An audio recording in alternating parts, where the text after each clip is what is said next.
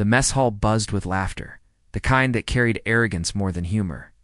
6 recruits sat huddled around a table, mocking the woman standing quietly by the counter, her tray balanced in steady hands. Her uniform was crisp, but it carried no visible rank, just the plain insignia of a visitor's clearance. To them, she was no one. A clerk, maybe, or a supply staff member who'd wandered into the wrong place. But they had no idea who she really was, and in exactly 55 seconds they were going to learn. Before I tell you what happened next, tell me in the comments where you're rewatching from. I love knowing who's listening. Her name was Lieutenant Commander Maya Briggs, though none of them recognized it. A woman who had led missions deep behind enemy lines, whose training files were sealed under clearance most of these recruits would never touch.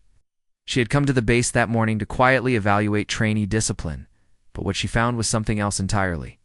As she walked past their table, one of them, a tall recruit named Turner, muttered loud enough for her to hear, "Mess staff shouldn't eat with soldiers." The other snickered. Another added, "Maybe she's lost. Or maybe she's here for the leftovers." Maya set her tray down calmly. Her movements were precise, deliberate, like every action had a purpose.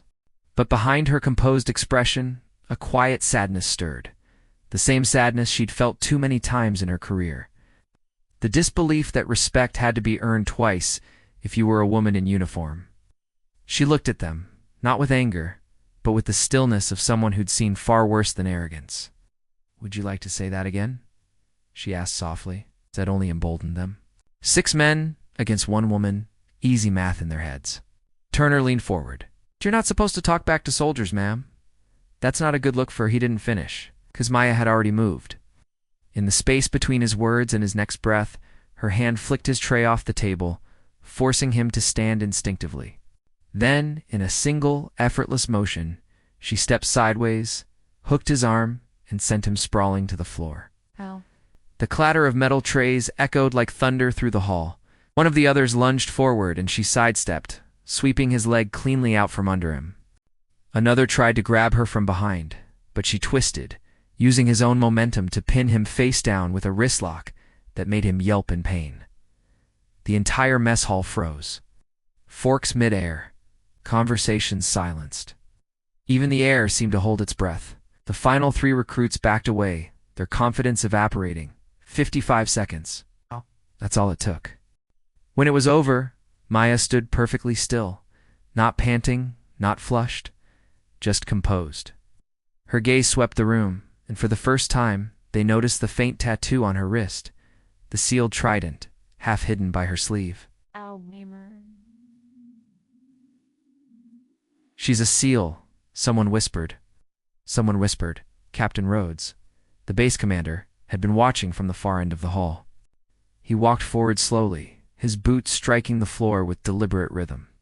When he reached her, he gave a half smile, part respect, part reprimand. "Lieutenant Commander," he said loudly, making sure everyone heard. "Next time, maybe warn the recruits before demonstrating hand-to-hand disarmament techniques." A ripple of stunned realization rolled through the room. The recruits' faces turned pale. Maya looked down at Turner, who was still catching his breath. "Discipline isn't about shouting orders," she said calmly. "It's about knowing when to stop underestimating people." She turned toward the door, but stopped long enough to add, "And next time you see someone in this hall, uniform or not, remember, respect is free. Arrogance will always cost you more." When she left, silence hung heavy. The recruits sat frozen, their pride shattered and replaced with something deeper, humility. A few of the others in the hall, especially the younger soldiers, clapped softly, then louder, until the sound became a standing ovation that echoed down the corridor. Later, as Captain Rhodes approached her in the courtyard, he said quietly, "You didn't have to prove yourself like that." Maya smiled faintly. "I didn't do it for me, Captain. I did it for every woman who walks into a room and is told she doesn't belong." Knighted, and for a moment, neither spoke. The sun dipped low, casting long golden lines across the concrete, light cutting through shadow, much like the truth she'd just left behind. Go's real strength doesn't shout.